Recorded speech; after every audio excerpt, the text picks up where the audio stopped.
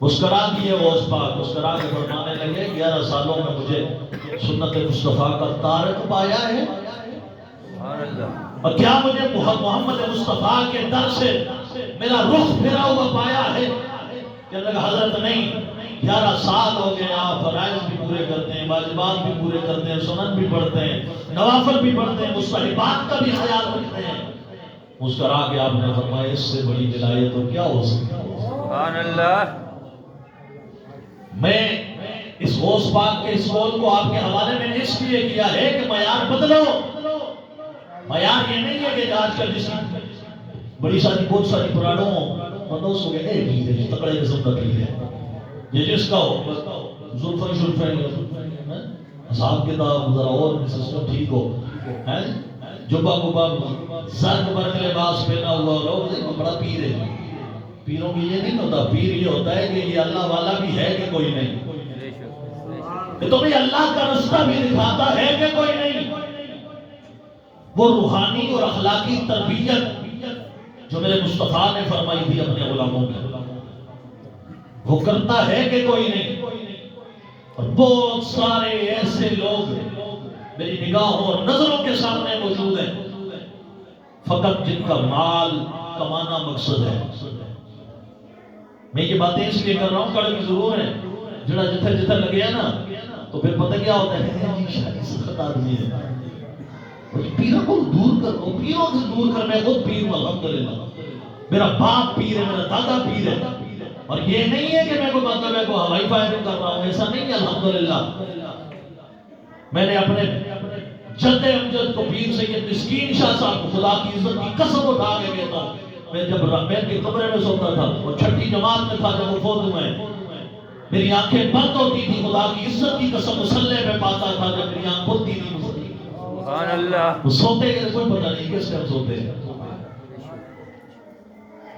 اور جو چھڑی سے نا چشمے جاری کریں انہیں مسکین شاہ کہا جاتا ہے۔ سبحان اللہ۔ لیکن معیار یہ نہیں ہے، میں پھر سے بتا رہا ہوں، پیمانہ میرے لیے بدلا نہیں، زاویہ میرے لیے بدلا نہیں، میرے گھر کی بات ہو تو میں ڈنڈی مار کے جیسا نہیں ہے۔ معیار یہ ہے کہ بندہ خدا کے قرآن کا حامل ہے یا نہیں ہے، بندہ مصطفیٰ کی سنتوں کا خیال کرنے والا ہے یا نہیں ہے۔ کہیں بندہ شیطان کے چکمے میں آ کر دنیا کو دل میں بسانے والا نہ ہو جائے۔ اس دنیا کو دل سے نکالے گا، جو دل سے نکالے گا اس کے دل میں پھر کون آئے گا۔ حدیث قدسی میں میرے آقا نے ارشاد فرمایا صلی اللہ علیہ وآلہ وسلم، فرمایا اللہ فرماتا ہے نہ میں عرش پہ بیٹھتا ہوں، نہ میں فرش پہ بیٹھتا ہوں، نہ میں کسی جگہ سما سکتا ہوں۔ فرمایا اگر مجھے دیکھنا چاہتے ہو، مجھے پانا چاہتے ہو، میرا قرب اختیار کرنا چاہتے ہو، میرے پاس آنا چاہتے ہو، تو پھر تمہیں میں رستہ بتاتا ہوں، دل سے دنیا کی جھوٹی محبتوں کو نکالو۔ پھر فرمایا قلب المومن عرش اللہ تعالی، جب تمہارا دل پاک ہو جاتا ہے دنیا کی نحوست نکل جاتی ہے، پیسے کی محبت، اولاد کی محبت، خاندان کی محبت، یہ ساری جھوٹی محبتیں۔ اس کا قطعاً یہ مطلب نہیں ہے کہ آپ ان سے پیار نہ کریں، لیکن حدود اور قیود جو شریعت نے متعین کی ہیں اس کے بارے میں کہہ رہا ہوں۔ ہر ایک کا اللہ اور اس کے رسول نے حق بتایا، جتنا ہے اتنا رکھیں۔ اور کچھ لوگ ہوتے ہیں جو خواہشات کو اپنا خدا بنا لیتے ہیں۔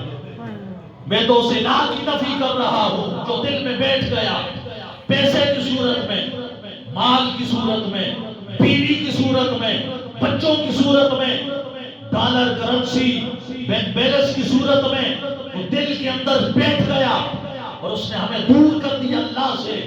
پھر سمجھو کہ دل میں خدا نہیں ہے، دنیا ہے۔ جب دنیا ہے مردود ہو گئے ہم، مردود ہو گئے ہم۔ جس کے دل میں رب نہ رہا وہ دل نہیں۔ زندگی بے بندگی شرمندگی، زندگی اللہ کی اور اس کے رسول کے بغیر شرمندگی ہے۔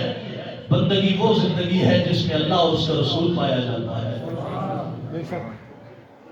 قلب المومن عرش اللہ تعالی، مومن کا دل اللہ کا عرش بن جاتا ہے۔ وہ کب بنتا ہے؟ زیادہ پیسے کمانے سے، زیادہ نکاح کرنے سے، زیادہ بچے پیدا کرنے سے، زیادہ بینک بیلنس رکھنے سے، کچھ چار نوکریاں کرنے سے۔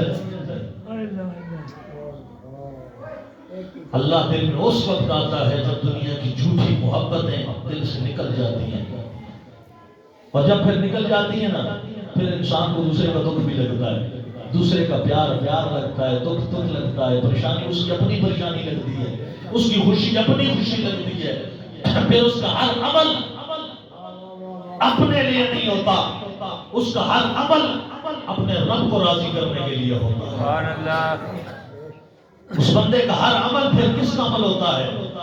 اپنے لیے نہیں ہوتا، وہ اپنے لیے نہیں جیتا، اپنے لیے تو جیتے ہیں سبھی اس جہاں میں، ہے زندگی کا مقصد اوروں کے کام آنا۔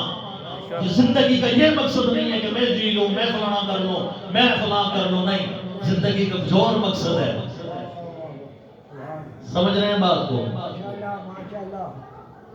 تو میں عرض کر رہا ہوں کہ آؤ اللہ اور اس کے رسول کی طرف، یہ پیغام محبت ہے، یہ پیری اور یہ فقیری ہے۔ ایک بات اور کہہ دوں چونکہ سچی گل ہے، نبی علیہ السلام میں صفیں ترتیب دیے جا رہے ہیں، لشکر، ایک صحابی اٹھے، کہنے لگے یا رسول اللہ اجازت ہے میں بھی آپ کے 100 جہاد کی جاؤں جہاد کے لیے؟ کریم نبی نے ارشاد فرمایا تیرے ماں باپ ہیں، کہو ذرا سبحان اللہ، سبحان اللہ، ایسے نہیں پیار سے کہو سبحان اللہ، سبحان اللہ، فرمایا تیرے ماں باپ ہیں؟ کہنے لگے یا رسول اللہ ہیں۔ حضور نے فرمایا جا کے ان کی خدمت کر، اللہ تجھے موت شہادت کی عطا فرمائے گا۔ سبحان اللہ، جو خدمت کر۔ اور یہاں کیا حال ہے، میں بڑی میرا دل اندر سے دکھتا ہے، یہ حال ہمارا کیا حال ہے؟ ہمیں اپنے بھائی کو دینے کے لیے 10 روپے نہیں ہوتے، پیر صاحب کا گھر بننے کے لیے سب کچھ ہو جاتا ہے۔ تو سونیا سونیا گڑیاں میں نہ بکرے رکھے، کدھر رستانے پہ تو رہے بھائی، گھر میں کیا پریشانی ہے؟ بھائی بیمار ہے، پریشان ہے۔ یہ ابھی میں خطاب کر کے آیا ہوں لاہور سے کچھ دن پہلے، وہاں مجھے ایک سٹوری سنائی گئی اس سے متعلق ہے۔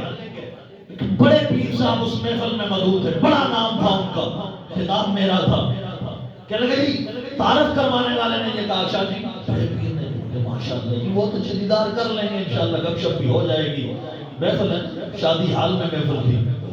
کہنے لگے انشاءاللہ، میں نے کہا ملاقات ہوگی، کریں گے پیر صاحب کا دیدار۔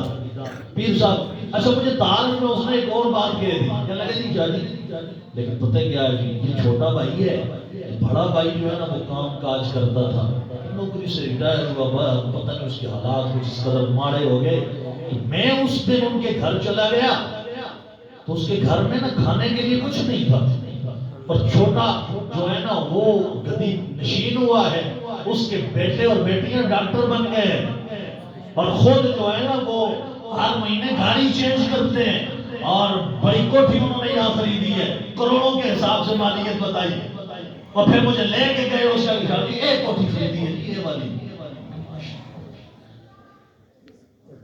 اچھا جب کہ لیکن اور بھائی کا پتہ کوئی نہیں۔ شاہ صاحب کہنے لگے کہ میں جو ہے نا میں ہر مہینے اپنی تنخواہ میں سے نا ایک بجٹ قائم کر کے ان کے گھر میں جو ہے نا راشن ڈال دیتا ہوں تاکہ اس کی گزارے کے معاملات چلے۔ وہ دونوں بھائی آئے، بڑا بھی اور چھوٹا بھی، چھوٹے کی تو ٹھگور ہی کچھ اور ہے، اور بڑا بیچارہ آج مسافر اور مسکین بنا، دل خون کے آنسو رویا کہ کیسی پیری اور کیسی فقیری ہے جس میں تمہیں اپنا بھائی یاد نہ رہا، پیسے کی کیسی چمچماہٹ تھی کہ دل سے خدا نکل گیا، برادری نکل گئی، اخوت نکل گئی، پیار اور محبت کا جنازہ نکال دیا گیا۔ وجہ کیا ہے؟ وجہ یہ ہے کہ ہم اپنے رب کو بلا بیٹھے ہیں،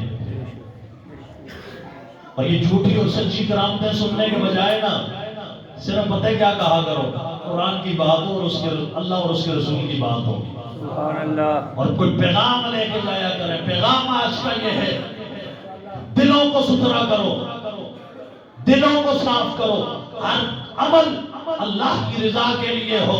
میرے نبی نے ارشاد فرمایا، صحیح مسلم شریف کے اس بات پہ بات ختم کرتے ہیں، رحمت کائنات صلی اللہ علیہ وسلم نے ارشاد فرمایا من احب للہ، جس نے کسی سے پیار کیا تو ذاتی مفاد کے لیے نہ کیا، اللہ اکبر، اس نے مجھے رشتہ دیا ہے، میں نے اس کو رشتہ دیا ہے، اس نے میرا فلانا کام کیا ہے، اس نے میرا فلانا کام کیا ہے، اس نے میرا فلانا کام کیا ہے، اس بیس پہ نہیں من احب للہ، پیار کرنے میں اللہ کی رضا ہو۔ اگر آپ زبانیں رکھ رہے ہیں تو خدا اور اس کے رسول کی بات سن رہے ہیں، محبت سے کہو سبحان اللہ۔ ہے جس کی زبان سلامت ہے اور وہ کہہ بھی سکتا ہے سبحان اللہ، وہ کہے۔ ہر بندہ نہیں کہے، جس کو سمجھ آئی کہ وہ بندہ سبحان اللہ کہے۔ میرے نبی نے ارشاد فرمایا من احب للہ، من احب للہ، فرمایا جس نے کسی سے پیار کرنا ہے تو ذاتی مفاد کی خاطر نہ کرے، اس کے فائدے میں، اس کے اس پیار میں کس کی رضا مطلوب اور مقصود ہو؟ اللہ کی رضا مطلوب اور مقصود ہو۔ ومن ابغض للہ، اور فرمایا جس نے کسی سے نفرت کرنی ہو اللہ کی رضا کے لیے نفرت کرے، اللہ کی رضا کے لیے۔ یہ نہیں ہے اس نے میرا پتھر اٹھا دیا، اس نے میری دیوار گرا دی، اس نے مجھے رستہ نہیں دیا، اس نے میرا بوٹا کاٹ دیا، یہ نہیں ہے، اس نے مجھے رشتہ نہیں دیا، نہ اس بیس پہ نہیں۔ ومن ابغض للہ، جس نے نفرت کرنی ہو اللہ کی رضا کے لیے کرے۔ ومن اعطى للہ، جس نے کسی کو کچھ دینا ہو اللہ کی رضا کے لیے دے۔ ومن منع للہ، اور جس نے کسی سے کچھ روکنی ہو، منع کرنا ہو، مقصد یہ ہو میرا اللہ راضی ہو جائے۔ آقا علیہ السلام نے اس کو ولایت کی ڈگری جاری فرمائی ہے۔ میرے نبی نے ارشاد فرمایا فقط استکمل الایمان، فرمایا اس بندے کا ایمان کامل ہو جاتا ہے جو یہ کام کرتا ہے، جس کے دل میں اللہ بیٹھ جائے، جس کے ہر عمل سے کولے اللہ کی رضا مطلوب اور مقصود ہو، تو پھر وہ بندہ حقیقی معنوں میں بندہ کہلاتا ہے۔ پھر وہ ولی بھی ہوتا ہے، پھر وہ مومن بھی ہوتا ہے، پھر وہ مسلمان بھی ہوتا ہے، پھر وہ عاشق رسول بھی ہوتا ہے۔ اللہ تعالیٰ ہم سب پر اپنا کرم فرمائے۔ جو